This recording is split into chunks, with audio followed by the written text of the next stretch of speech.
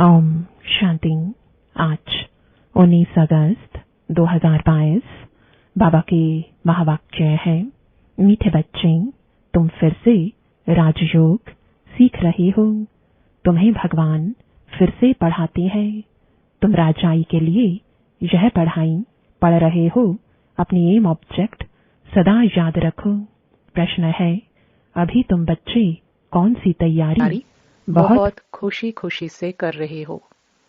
एक बाप की ही याद में शरीर छूटे, घुटका ना खाना पड़े, ऐसी प्रैक्टिस यहाँ ही करनी है। तुम्हारी अभी स्टूडेंट लाइफ बेपरवाह लाइफ है, इसलिए घुटका प्रूफ बनना है। गीत रात के राही। ओम शांति। रूहानी बच्चे पढ़ रहे हैं। स्टूडेंट जब पढ़ते हैं तो यह जानते हैं कि हम क्या पढ़ते हैं।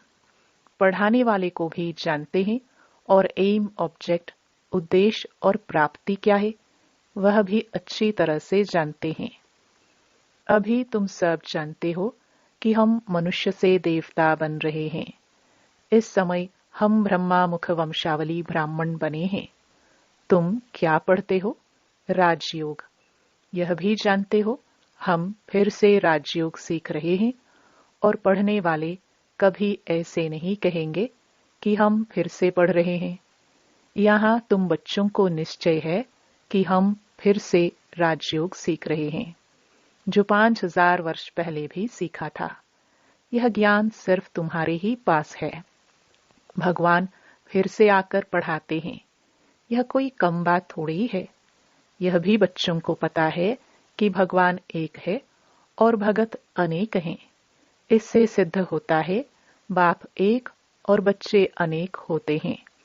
बाप को क्रिएटर तो सब मानेंगे। रचना को रचता द्वारा वर्षा मिलता है। रात को प्रश्न पूछा था ना, बाप को कैसे पहचाना जाए? बाप खुद कहते हैं, हमने तुमको बच्चा बनाया है, तब तो सामने बैठे हो। हम तुमको फिर से मनुष्य से देवता बना रहा हूं। राजयोग सिखा रहा हूं, जिससे तुम सो लक्ष्मी नारायण बनेंगे। एम ऑब्जेक्ट बुद्धि में रहनी चाहिए ना। तुम्हारी बुद्धि में है लक्ष्मी नारायण का राज्य था तो एक ही राज्य था, सारे विश्व पर राज्य था। तो तुम बच्चों को चित्रों पर बैठ समझाना है हम क्या पढ़ रहे हैं। यह है एम ऑब्जेक्ट। स्कूल में बच्चे पढ़ते हैं तो माता पिता भी जानते हैं क्या पढ़ रहा है। यहाँ तुम फिर से राजाई के लिए पढ़ रहे हो तो तुमको मित्र संबंधियों को भी बतलाना पड़े। हम इस गीता पाठशाला में राजयोग सीखते हैं, जिससे हम राजाओं का राजा बनेंगे। इस पाठशाला में बूढ़े जवान बच्चे सब पढ़ते हैं। यह वंडर है ना। पाठशाला में तो ऐसा होता नहीं, इसलिए इसको सत्संग भी कहा जाता है। सत्संग में तो सब जाते हैं, परंतु वह ऐसे नहीं कहेंगे कि हम राजयोग सीखने जाते हैं। उनको कोई भगवान तो नहीं पढ़ाते हैं। तुमको तो भगवान खुद पढ़ा रहे हैं। यह चित्र तो घर घर में होना चाहिए। माता पिता मित्र संबंधी जो भी आए उनको समझाना है कि हम यह पढ़ रहे हैं। यह पढ़ाई तो बहुत सहज है। नाम ही है सहज ज्ञान, सहज राजयोग। राजा जनक को भी सेकंड में ज्ञान मिला और जीवन मुक्त हुआ। मनुष्य भी कहते हैं हमको जनक मिसल ज्ञान चाहिए जो हम गृहस्थ में रहते पा सके। यह तो बहुत ऊंच पढ़ाई है। मनुष्य से देवता बनना है। देवताओं की महिमा कितनी ऊंची है, सर्वगुण संपन्न। यह है मृत्यु लोक, वह है अमर लोक। पतित दुनिया आसुरी, पावन दुनिया है दैवी दुनिया। पावन दुनिया में जाने लिए पवित्र बनना है।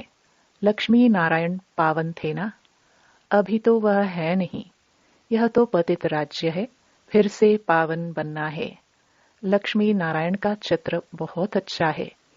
लक्ष्मी नारायण में सभी का प्यार रहता है, तब तो बड़े बड़े आलीशान मंदिर बनाते हैं। श्री कृष्ण का तो छोटा छोटा मंदिर बनाते हैं।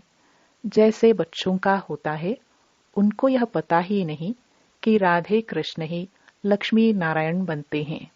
तुम समझा सकते हो कि आज से 5000 वर्ष पहले इन लक्ष्मी नारायण का राज्य भारत में था और कोई के चित्र है नहीं। सूर्यवंशी डायनास्टी मशहूर है। लक्ष्मी नारायण और सीताराम की डायनास्टी थी। फिर द्वापर कलयुग होता है। अभी कलयुग का अंत है। हम फिर से वही राजयोग सीख रहे हैं। 5000 वर्ष पहले राजयोग सीख राजाई प्राप्त की थी। बरोबर वह संपूर्ण निर्विकारी थे। अभी पतित दुनिया है, इसलिए परमपिता परमात्मा को आना होता है। गाते भी हैं पतित पावन आवो। वह तो निराकार ठहराना। श्री कृष्ण तो प्रिंस है सतयुग का। वह कैसे आकर पावन बनाएंगे?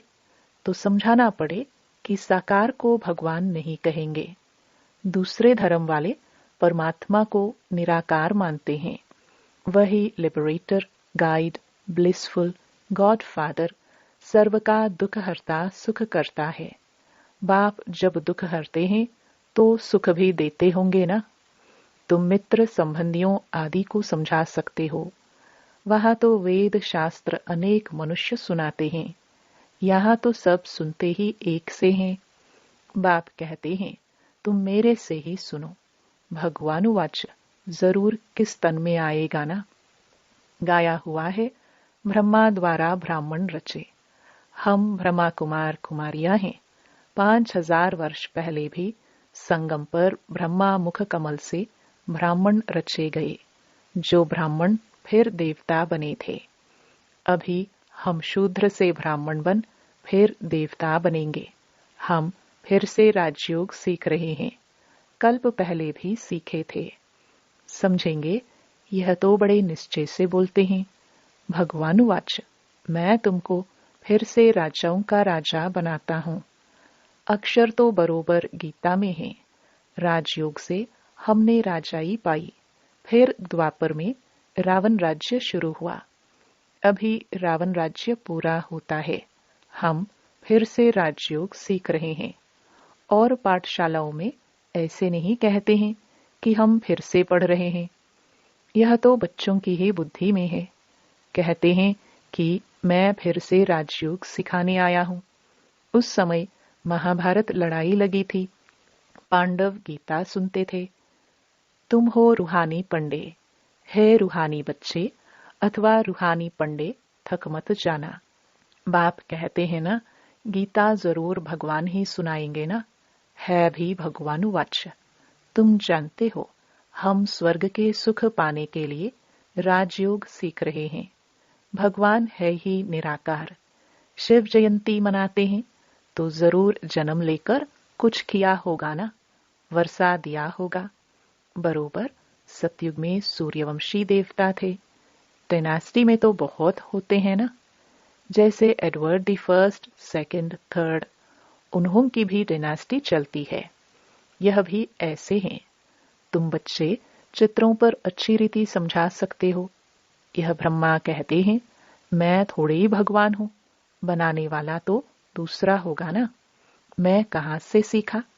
अगर हमारा मनुष्य गुरु होता तो गुरु से लाखों करोड़ों सीखने वाले चाहिए। सिर्फ यही सीखा क्या? और सब चले कहां गए? यहां तो है ही भगवान वाच। उसने यह राज समझाया है। यह चित्र कैसे बैठ निकलवाए हैं। लक्ष्मी नारायण बचपन में राधे कृष्ण थे। गीता का भगवान कहते हैं मैं कल्प कल्प कल्प के संगम युग पर आता हूं। प्रलय की तो बात ही नहीं। तुम भी कहते हो हम फिर से देवता बन रहे हैं। शिव जयंती भी गाई जाती है। लाखों वर्ष तो नहीं हुए। बाप बैठ समझाते हैं इन शास्त्रों आदि में कोई सार नहीं है। यह पढ़ते पढ़ते तुम्हारी कला उतरती गई है। अभी तो कोई कला नहीं रही है। बाप कहते हैं भक्ति से कोई भी मेरे से मिल नहीं सकता। मुझे आना ही पड़ता है। तुम कहते हो भगवान किस न किस रूप में आएगा। श्री कृष्ण तो है ही सतयुग का प्रिंस। शिव तो है निराकार। वह जरूर किसमें आया होगा? पतित पावन है तो जरूर कलयुग के अंत में आया होगा। श्री कृष्ण को द्वापर में ले गए हैं, यह तो शोभता नहीं। बाप कहते हैं, मैं आता ही हूं संगम पर। इस बोट ब्रह्मा में मैं फिट होता हूं। ड्रामा में कोई चेंज नहीं हो सकती। रोला कितना कर दिया है, इसलिए प्रश्न पूछा जाता है, गीता का भगवान कौन? यह बड़ी जरूरी बात है। इसमें सारा रोला है। नरक को पलटने और स्वर्ग बनाने वाला कौन? बाप ही कर सकते हैं। लक्ष्मी नारायण कितने एक्टिव थे। बाप कहते हैं, सिर्फ मुझे याद करो तो इस योग अग्नि से विकर्म विनाश हो जाएंगे। सब तो नहीं समझेंगे। कोई को अच्छा लगता है, परंतु पवित्र रहने की हिम्मत नहीं रखते हैं।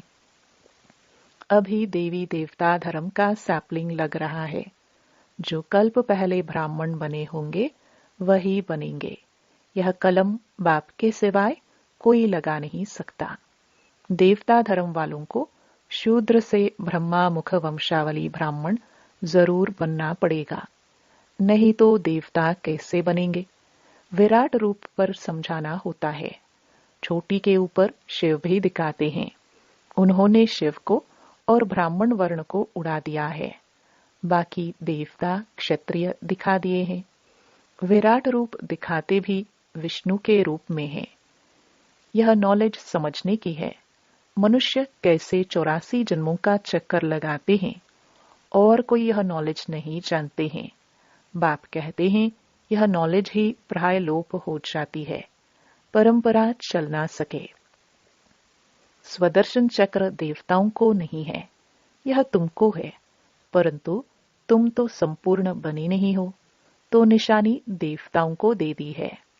स्वदर्शन चक्र फिराते, कमल पुष्प समान बनते, शंख ध्वनि करते तुम देवता बन जाएंगे।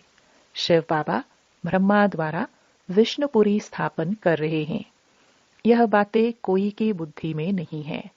भगवान पढ़ाते हैं, हम विश्व के मालिक बनते हैं, तो कितना ना हर्षित होना चाहिए। Student life is the best. पढ़ाई की लाइफ बेपरवाह अच्छी रहती है। पीछे तो जाल में फंस जाते हैं। कितने दुख की जाल हैं। सतयुग में कोई बात नहीं। खुशी खुशी से शरीर छोड़ते हैं। घूट घूट कर मरना रावण राज्य में होता है। तुम खुशी से तैयारी कर रहे हो कि हम कब बाबा के पास जाए। बैठे ही इसलिए हैं पुराना शरीर छोड़ जाए। फिर 21 जन्म गुटखा खाने की बात नहीं। इस जन्म में गुटखा बिल्कुल नहीं खाना है। पतित से पावन बन रहे हैं। बहुत खुशी में रहना है। अच्छा, यहाँ से सूक्ष्म वतन में जाते हैं, वह भी अच्छा है। फरिश्ता तो बनना है। आधा कल्प तो गुटखा खाते आए हैं। अब बाबा के पास जाए, खुशी से तैयारी कर रहे हैं। गुटखा प्रूफ यहाँ बनना है। ऐसे सन्यासी भी बहुत होते हैं जो बैठे बैठे शरीर छोड़ देते हैं। सन्नाटा हो जाता है। समझते हैं हम ब्रह्म में लीन हो जाएंगे। जाते तो कोई नहीं जब तक बाप न आए। शिव बाबा का भंडारा भरपूर है।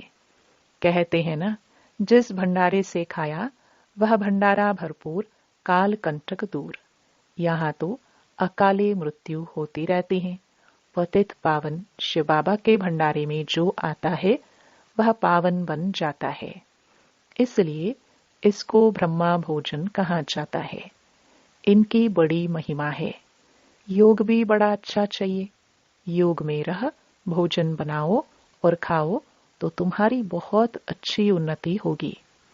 उस भोजन में बहुत ताकत आ जाती है। योग में रह तुम भोजन खाओ तो बहुत ताकत मिलेगी और तंदुरुस्त भी रहेंगे। बाबा खुद कहते हैं कि हम बाबा की याद में बैठे जैसे कि हम और बाबा खाते हैं, परंतु फिर भी भूल जाता हूँ। एक बाप की याद में ही शरीर छूटे। कोई गुटका नहीं आए, ऐसी प्रैक्टिस करनी चाहिए। बाबा की याद में रहने से एक तो शांति रहेगी और हेल्दी बनेंगे। भोजन पवित्र हो जाएगा। अंत का गायन है अतीन्द्रिय सुख गोप गोपियों से पूछो। झाड़ में समझानी बहुत अच्छी है। त्रिमूर्ति और गोला भी जरूरी है। दिन प्रतिदिन तुम्हारा नाम बहुत बाला होता जाएगा। अच्छा, मीठे मीठे सिखिलदे बच्चों प्रति माता पिता बाप दादा का याद प्यार और गुड मॉर्निंग। रूहानी बाप की रूहानी बच्चों को नमस्ते। धारणा के लिए मुख्य सार। पहला, सदा तंदुरुस्त रहने के लिए याद में रहकर भोजन बनाना व खाना है। भोजन करते समय स्मृति रहे हम बाबा के साथ खा रहे हैं तो भोजन में ताकत भर जाएगी। दूसरा, देवता बनने के लिए शंख ध्वनि करनी है, स्वदर्शन चक्र फिराते रहना है, कमल फूल समान पवित्र जीवन बनाना है। वरदान। ब्राह्मण जन्म की विशेषता को नेचुरल नेचर बनाने वाले सहज पुरुषार्थी भव। जैसे किसी का जन्म राज परिवार में हो तो बार बार स्मृति में लाते हैं कि मैं राजकुमार या राजकुमारी हूं, चाहे कर्म रुचि के कारण साधारण भी हो, लेकिन अपने जन्म की विशेषता को नहीं भूलते।